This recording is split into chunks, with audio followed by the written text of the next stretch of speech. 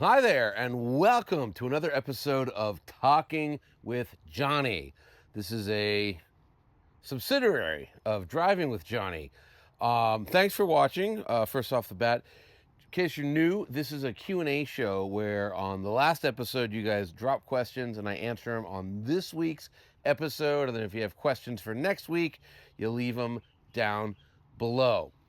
I'm sitting in my bird sanctuary. You can hear the birds chirping. And yeah, it's kind of a cloudy morning here in Los Angeles, but don't worry, it will get up to 80 degrees in early October. All right, all kinds of stuff today to talk about. I'm going to lead off with something a little different. A print magazine. Look at this, the Road Rat, issue 21, edition 21. I'm in it. I wrote an article.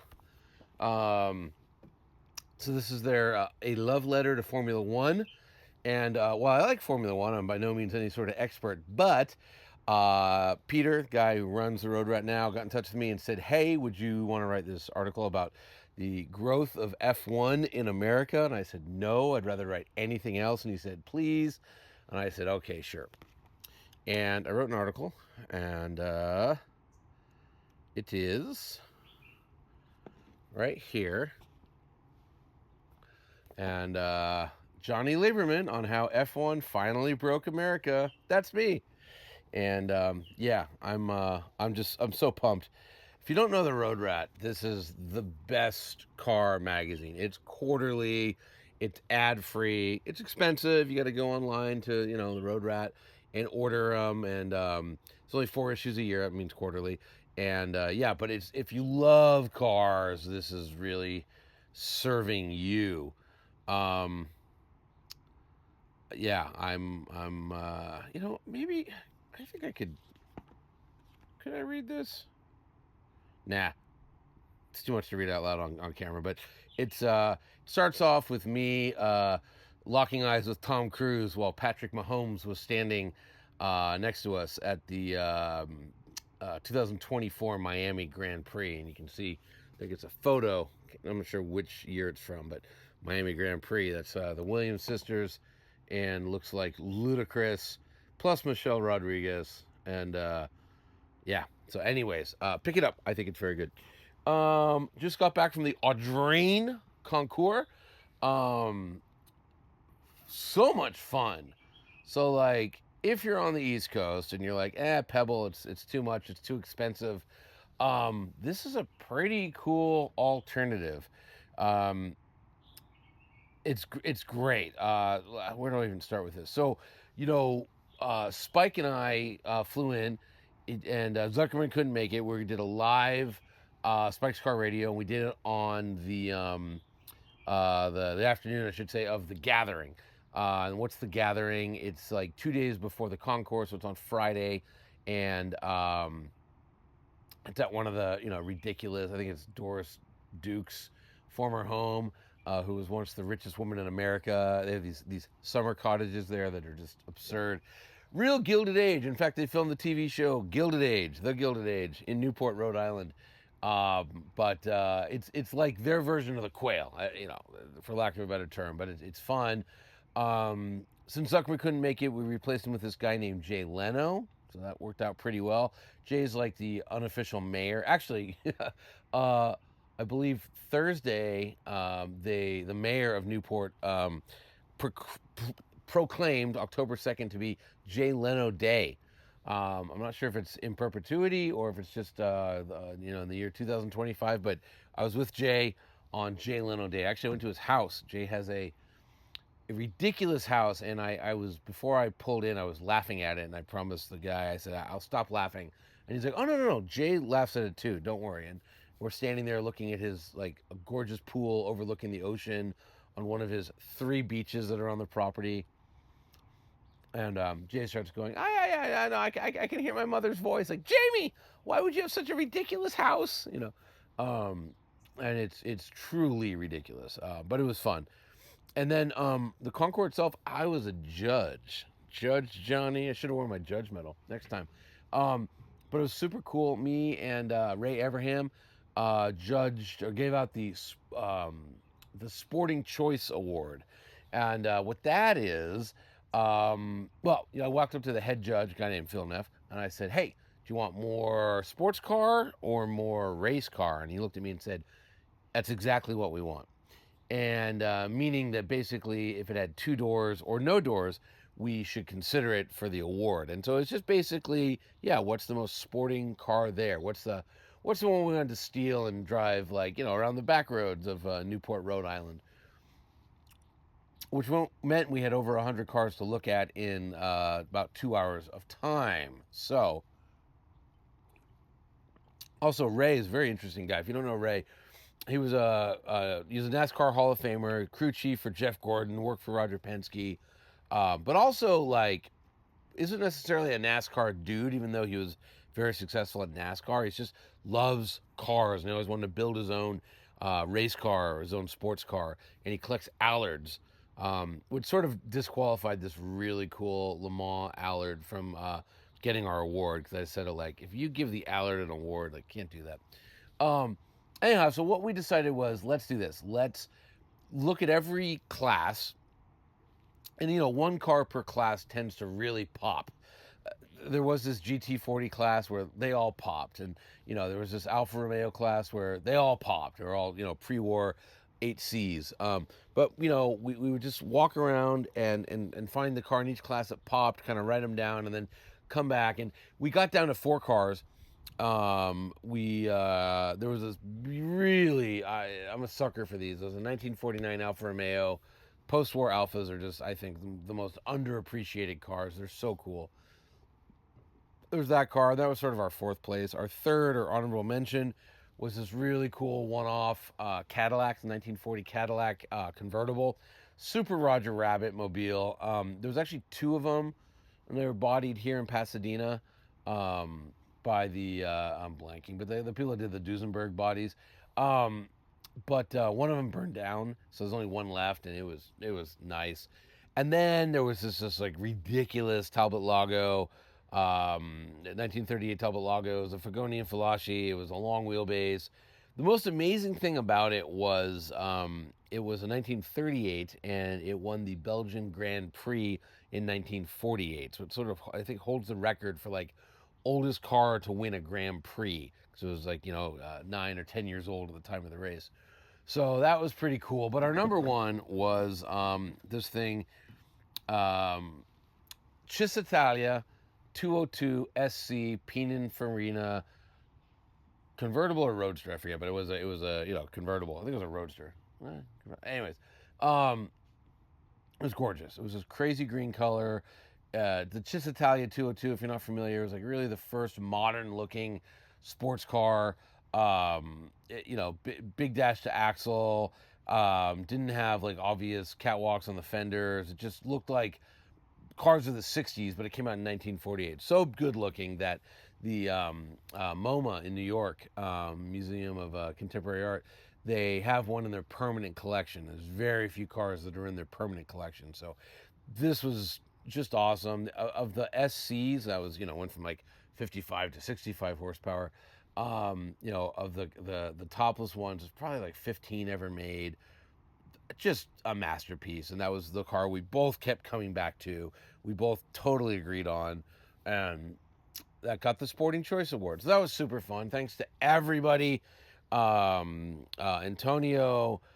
Brennan, Nick, and Mr. Neff, and the Shorshes, my new friends, Leno and David Swift, and I was treated like much better than I ever have been treated or deserve to be treated at a car event. So that was super cool.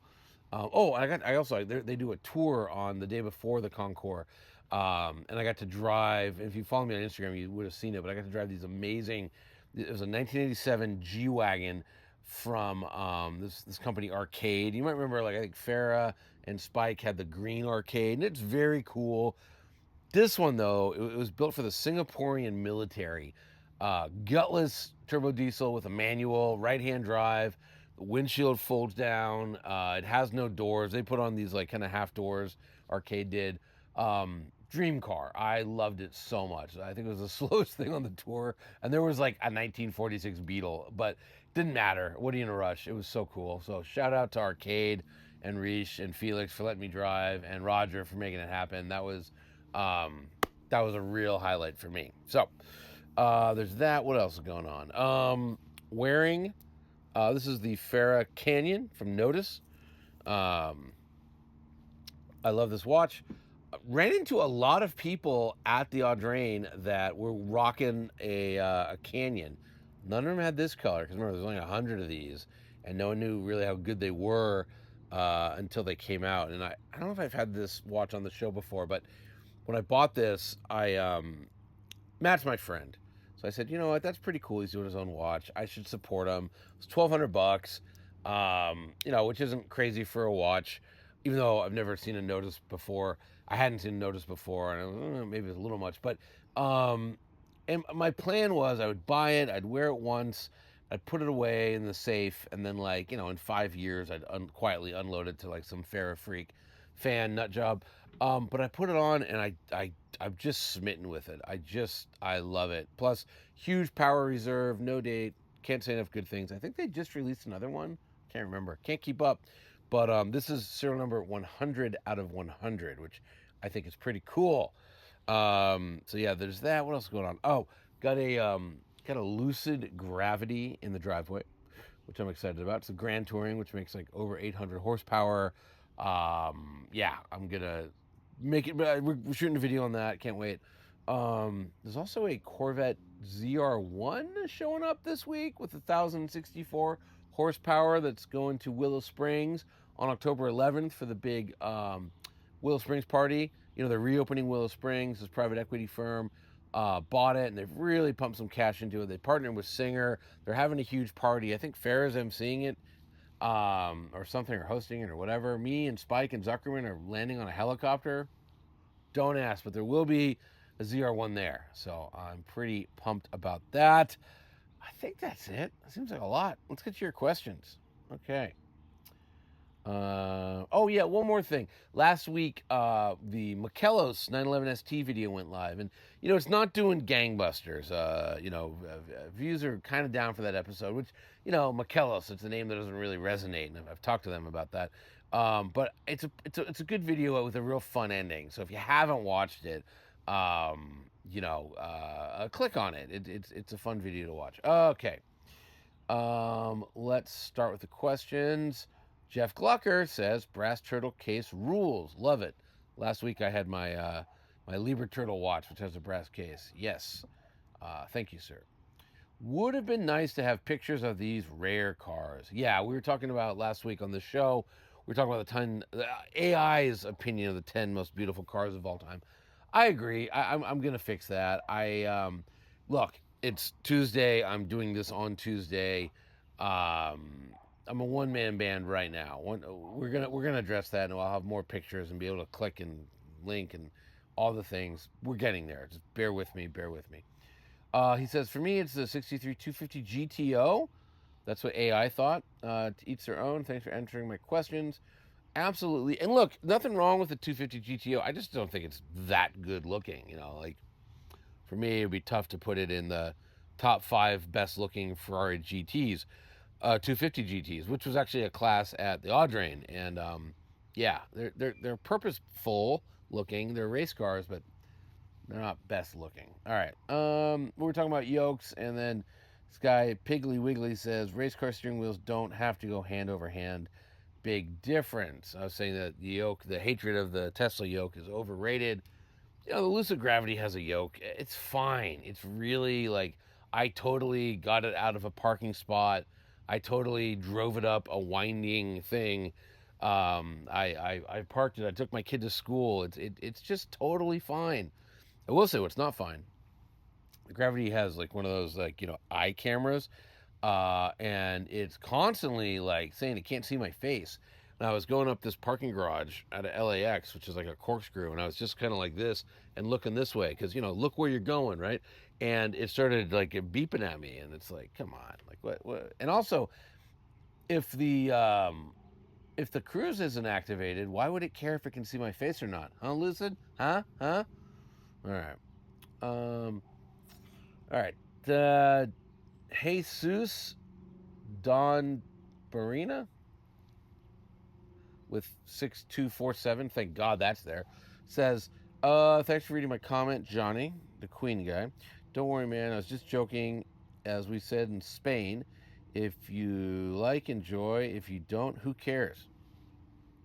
Exactly right. Great show and happy to see it growing. Thanks. Yeah, growing a little bit. We get an advertiser next week. Anyhow, okay, this is all people responding to the best looking cars. So I know I'm wrong, but here's my top three, and this is from Sumar Summer. Is Lero? Okay, so it means ISO is. Oh no, Lamborghini is Lero. What's the Lero? Hang on. I should know this. This is a problem with not doing any edits. Islero. Yeah. Okay, the Lamborghini Islero. Yeah. Okay. No, but okay, that's fine. Early Carmen Ghia. I do like an original Carmen Ghia. Top 50, maybe. It is cool looking. The Fossil Vega HK 500. Ooh, handsome car. Not the best looking, but a very very cool looking car. So that's cool. Sailor Mercury LSR says no Volvo wagon. I demand a recount. So do I. And we were talking last week about how Volvo has once again stupidly canceled station wagons. Volvo, what are you doing? You wanna go out of business? Cancel the wagons. You want to stay in business? Get rid of the sedans. Just do all wagons. All right. From Scott W. Watch question. What do you think of Christopher Ward? I like some of their lower price watches. I'm sorry, I'm not familiar with Christopher Ward. I should have prepped for that, but I just don't know. So, all right. Gee whiz bang. Speaking of John Paul Jones, the bass player, what are your top three side projects? Example, Crooked Vultures. Oh, not a Crooked Vultures fan, I gotta say. It's not my thing. I would say the best thing post Zeppelin that John Paul Jones did was he produced that Butthole Surfers album with Jesus Built My Hot Rod on it. Not Electric Larryland, Independent Worm Saloon. John Paul Jones was the producer on Independent Worm Saloon, and that is one of my favorite albums. One of my top two Butthole Surfer records, and yeah, it's great. So oh no, wait a second, that's not the best thing. Maybe that's the best thing he did, but he also did the Sporting Life. I gave out the Sporting Choice Award. John Paul Jones did the Sporting Life record with Diamanda Galas, and man, if you want to hear a cool record, Google Diamanda Galas, The Sporting Life, featuring John Paul Jones. It is utterly incredible. How could I forget that? Anyhow, it's drums, him on bass, and I think she's playing organ.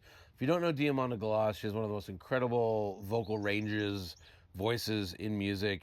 I think she has like a 7-octave vocal range. It's insane, and she speaks in tongues on this album, and it's just incredible, and like great driving bass lines. Oh, and he's done some good solo projects. He has a great record called Zuma where he's playing he's playing 8 and 10 string basses, and what I mean by that is it's like the E string doubled with like a 12 string guitar, so it's not like an 8 string, it's a regular neck with 8 strings, or a 5 string that actually has 10 strings. And so not a lot of guitar, don't need it because the bass is so like just huge and massive and rhythmic. He has a follow-up album called oh boy, I can't remember the name, but it's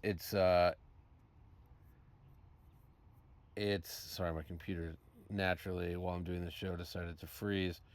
Oh boy. Oh boy. I can't remember, but it's a great album that has the worst song ever recorded on it. And let me indulge me for a second. John Paul Jones. Oh, it's called like the Lightning Thief or something. Thunder Thief. Thunder Thief. Thunder. Yes, Thunder Thief. And the title track is, I think, The Thunder Thief, second on the album, and it's just horrible song. But everything else is a great great song. But that it's one of those where back when we had CDs and you would actually listen to a whole album and then you had a CD changer. It was really annoying when that song would come on because you had to like get up and skip it because I just despise that song. Anyways, too much on John Paul Jones. I'm a big fan. The Sporting Life. The Sporting Life. Okay, we're talking looks again. I guess this looks thing really triggered people. I'll have to get another AI um, list and go over that. But a Carrera GT and 959 over a 993 Turbo? There's no way, Johnny. In terms of looks, I think I'm right. I think the Carrera GT is gorgeous, and 959. I don't know. I agree. 993 Turbo S. They're very good looking, but I don't know. 959, 993. 959. Come on. All right. Man, this is like this is the Farrah show. Okay, True Farrah has a cool Myers Manx, but you have hair, sir, hair. Not bad for 50, eh, ladies? My question for this week: do you think people should stop trying to reboot Top Gear? That's really funny. No. I would love to see. I would love to see non-TV people reboot Top Gear. Top Gear, and I said this a while ago on the BBC. They interviewed me. What made it work?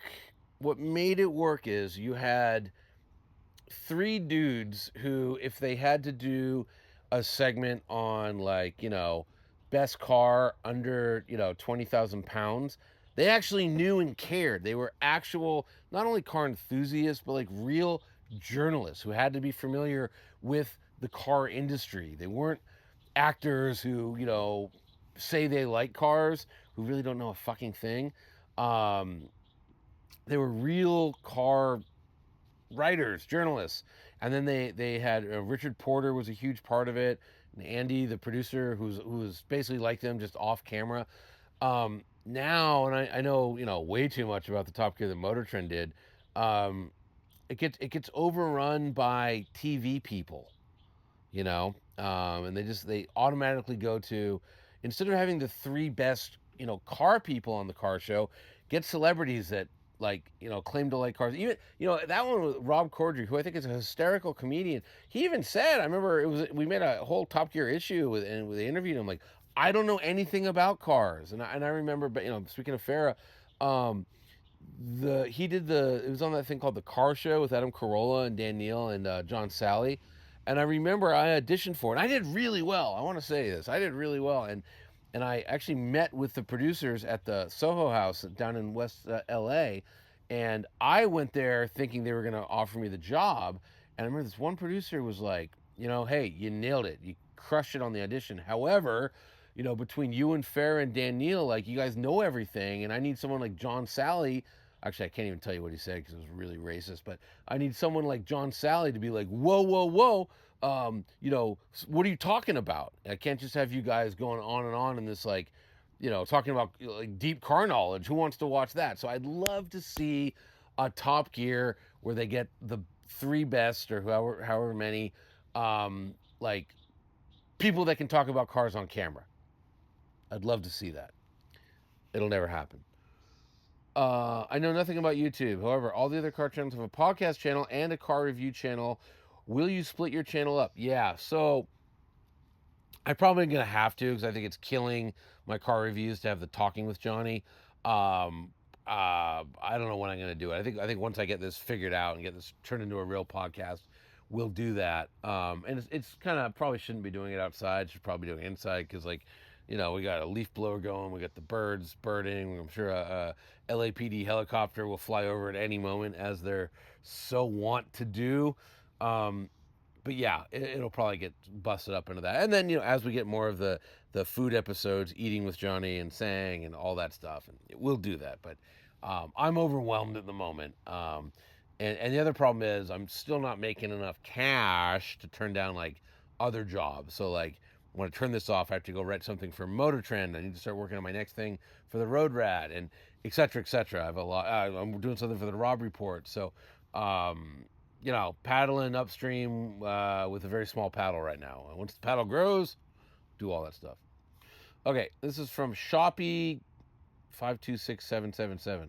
Glad you got that last 7 in there because I had you confused with the other Sharpie. Opinion on the M240 versus M235. I have no opinion. I don't even know there is a difference between those two cars. Um, Sorry, I have no idea. I know that, like, for the most part, every time I drive a 2 Series that has like a pretty good engine and a stick shift, I love it. But I honestly, I guess I'm not going to get cast on the next Top Gear. But I just honestly don't know between the 240 and the 235 what's the difference. If it's a generational thing, if like one was the first gen and the second gen, but there doesn't seem to be much change between them other than like one's just newer. But again, decent engine on a BMW 2 Series with a stick shift. You're in driving pleasure land. Okay. Danielle Kushner, something. Johnny, thanks for reading my question on the air. Before the RX, which I guess was a Lexus RX, I used to daily an NC Miata. Love an NC. And would drive it top down all winter, but not the most practical in Ottawa. Maniac. I thought the RX would be the right middle management option, but I'm much happier with the dynamics of the Lyric. Yeah, uh, I'll let you know how practical it ends up being in the Canadian winter. All fair points. So, boy, it's hard for people that are anti EV and have never spent any time with them to understand what I'm about to say. But by changing just the powertrain on a vehicle like a two-row SUV, going from gas to EV makes it better. It hasn't happened with sports cars yet. Can't comment, but you take a Lexus RX and a Cadillac Lyric, the Cadillac's just going to have more power. It's going to handle better because all the weight is suddenly way low. It's just an inherent feature of EVs, especially EVs on the skateboard platform. There's no gears, so like a dopey, Lexus transmission is not going to try to achieve a high fuel economy. It's not going to like constantly be upshifting. It's not going to not hold downshifts. There's no transmission. There's no shifting. It's just better. So that's fair. Or not fair, but I'm not surprised in any way that you like the Lyric better than the RX, and it's 50 times better looking as well. Canadian winter. So here's the hard part: is that yeah, in the cold, just like gasoline engines, EVs aren't as efficient as they are in like a nice operating temperature. Um, so if you live in an apartment and you have to charge the thing externally and it gets really cold in Ottawa, it's going to suck.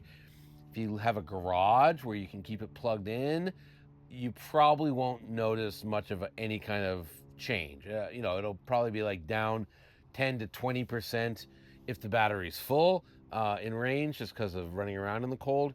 But it probably won't impact your life because you're probably not going on road trips in an Ottawa winter, are you? Are you? So yeah, we're still working out. We being humanity. What do you do with apartment dwellers who don't have enclosed garages and home charging? That's kind of the last hurdle. But anyways, let me know how it does in your Canadian winter, Mr. Daniel. All right, this is from Fly On By Ya. Johnny. Hey, Johnny. Thus far in life, what countries produce the highest number of vehicles owned, then second highest, and so on? Oh, I don't like these ones where I actually like counting. Probably Japan. Um, I've owned a lot of Japanese cars. Let me think. I've owned at least 5. In U.S., well, maybe U.S. because 2, 4, 5. Yeah. I think U.S. has Japan by 1, and then Germany and Italy are tied. No, Germany's ahead. Germany, then Italy. I've never owned a Korean vehicle. Sadly, never owned a French vehicle. Never owned a Yugo, etc. All right. Matt. This is Matt from Australia, I believe. AI thumbnails are awesome. Keep them, Johnny. Soon you'll have an animated version of the show with your voice. Then your own animated TV show. Merchandise plus toys will take over the world. I don't know. A lot of people said they hated the AI. Although, maybe they weren't so bad. Okay. Hey, Johnny, can you take a moment to discuss the big bird walking over there? I live in a bird sanctuary. The differences in layman's understanding of how the various builders of hot rod Porsches turn out their products. Roof, Singer, Gunther Works, Rod Emery Outlaw. Has anyone ever done a side by side comparison? I'm sure they have.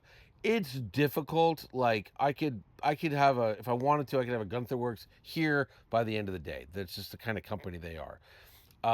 Singer, I got invited to their pre-party for the thing that they're hosting in Willow Springs on the 11th. I've never driven a Singer. I can't get anyone to give me a Singer, and the owners aren't too keen.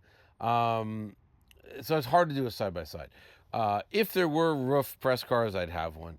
And so uh, how they turn out their products. You just compare and contrast them. Roofs are amazing because they're, the modern ones especially. There's just nothing Porsche left about them. They're completely roof. They're carbon body and whites. Everything's carbon. They make the engines. They make the transmissions. They make the wheels. They make everything, and they're quite incredible. I don't know how they do side by side because I haven't done it. Singers, they take 964s and they stiffen them. I've been in the factory and seen it. They stiffen the bodies in white. They make them look like G bodies. And they do wild interiors with pretty fast engines and bigger wheels. Um, Gunther Werks is kind of nutbaggy. They do 993s, but they change some pretty fundamental things, including the front track. The front track is as wide as the rear track, and that lets them have like basically race car handling because that's what they used to do for the 993 race cars was use like the suspension pickup points that were furthest out. That's actually where they got the idea to do the Gunther was. But then they do this like, insane levels of power. Like, the turbo. I saw Peter at the Quail and I said, hey, I got to get that orange car back. He goes, yeah, because when you drove it, it only had 840 horsepower. Now it has 856. And I was like, oh, yeah, totally. So insane power levels, but also like these like just crazy OCD interiors, different than the Singer interiors. These are I don't know. They're very for people with OCD. They're just very clean. And then Emery, it's a shame. I really get along with Rod well. I always, not always, the two times, in the last 20 years that I've contacted him to drive one, there's been like they're changing their engines out or something. It just hasn't happened. But he's doing. I don't want to say the Singer thing, but he's making hot rod 356s, which is super cool because they're just lighter and smaller, and I really like a 356. So I guess that's the difference if that helps in any way. I've never driven a Singer, so I just don't know. Okay, this is from Stan. Let's say Stan on Targa. Keep it up, Johnny. Keeping it up. Completely agree on the Ferrari take. 250 short wheelbase, California Spider for sure. Maybe a 275 should be on the list. Maybe. Now, short nose, long nose, four camera. Mm-mm-mm. All right. Hey, another Johnny. Oh God, these guys. Hey, another watch Johnny talk. Blah blah blah. It's yeah. Spike's not going to be your friend. Trust me. He's not going to like you any better. He's not ever going to know who you are. Trust me. Cools Myers Manx. Love when people say shenanigans. All right. This is from NC17 or no, it's NC218. Y2. Why? Why would you pick this name? I don't get it. Question. I just bought a brand new M2. Wanted to use it as a daily, but every time I'm in it, I feel like I'm sitting on a wild beast that just wants to explode in speed. Which is frankly frustrating to just drive at normal speeds every day and with no tracks around where I live to enjoy the car. Should I just sell it and get some of my money back and buy a used Porsche Boxster to enjoy on weekends? Or stick with this beast that I actually love and endure the frustration? I have a lot of ways I could answer this one, but I'm going to say that maybe sports cars aren't for you. Because if you think an M2 is a wild beast, what's going to happen when you get into an actual wild beast? The M2 is great. I don't. It's a nice engine they put in the M2, but yeah, man. If you think it's a wild beast, sitting on a wild beast that just wants to explode in speed, yeah, get rid of it because it's just not for you.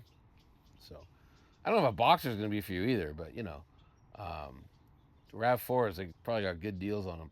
All right, this is from Matchsticks4. I've read that using a car cover outside of long-term storage leads to damage to the car's paint due to any debris on the car being rubbed in. Yeah, sure. Um, I mean, long term, like yeah, long term, sure. Um, it's probably not good. I don't know, but like, yeah, find a garage, I guess. I'm sure that's true. I never leave a car cover on my car for more than a week. So, oh yeah, this guy says if you're ever discussing the looks of anything, throw a photo up. I agree. We're getting there. I promise we're getting there. Okay, is it just me or do the EQS sedans, Mercedes EQS sedans, look reminiscent of the Oldsmobile Aurora? Should we be concerned? I don't know why we'd be concerned. However, there's like something of a similarity. The EQS sedans are much bigger. Maybe the smaller one, the EQE sedan, and the Aurora, but I just think the Aurora had a much lower profile, and the yeah, I don't personally see it, so don't be concerned. All right. This is from, can't even pronounce it. Trinasupazi, whatever. Where do you see the Huracan Spider 580-2 market going in the next 5 years? Oh, up.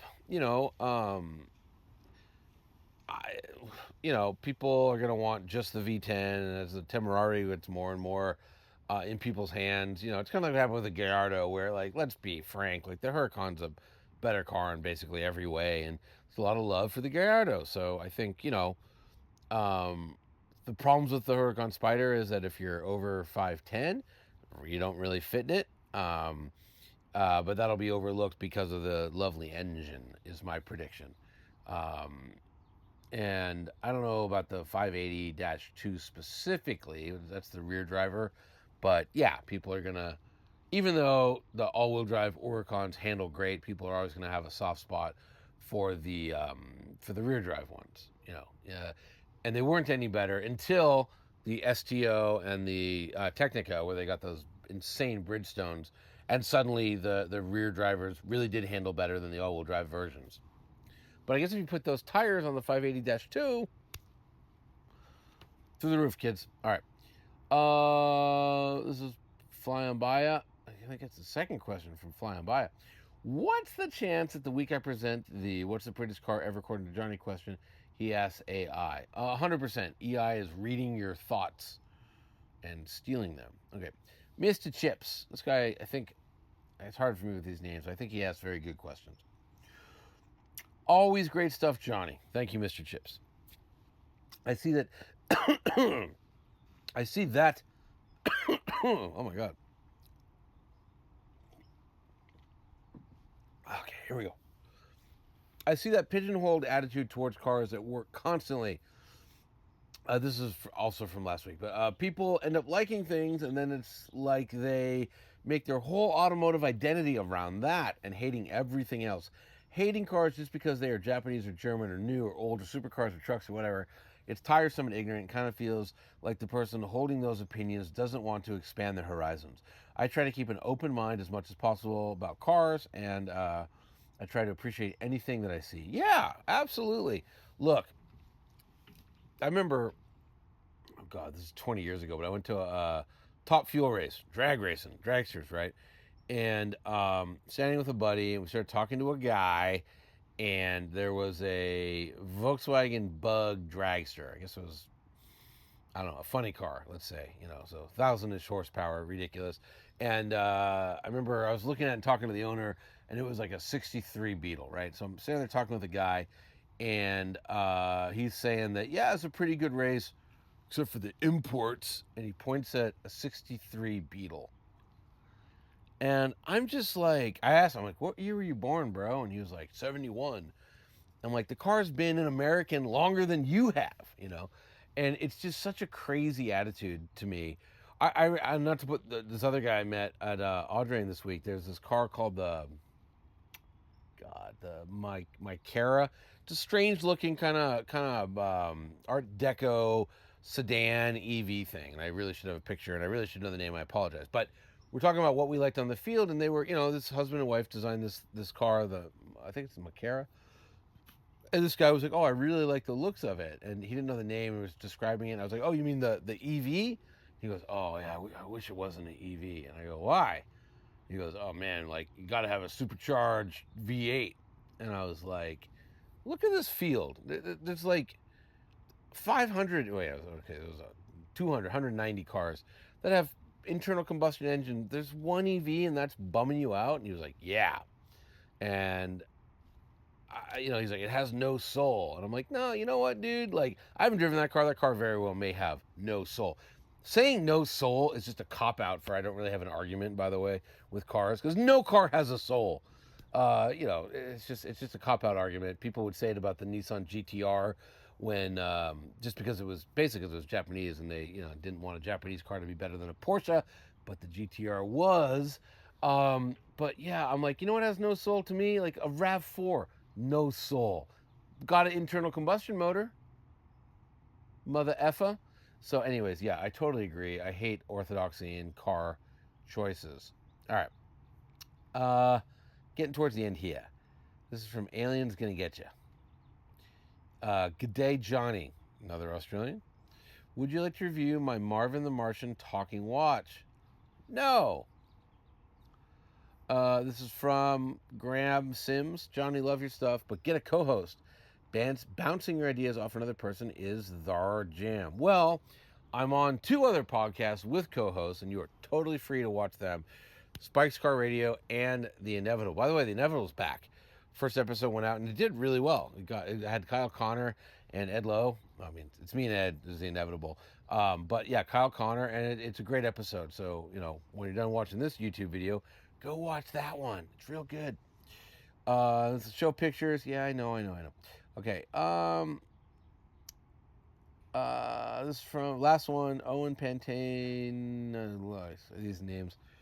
This guy really said that typing into AI to make a picture work is too much work. To make a picture, I said this. That said, don't use any more AI thumbnails. Lazy lazy bones.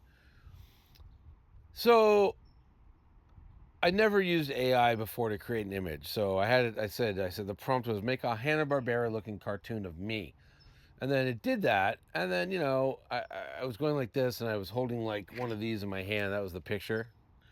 And it would give me like weird fingers, or it would take the car and put the car like here. So I had to do a lot of like, no, just make it a regular human hand, not a cartoon hand. If 3 fingers would have been fine, but it was doing weird, AI weird hand stuff.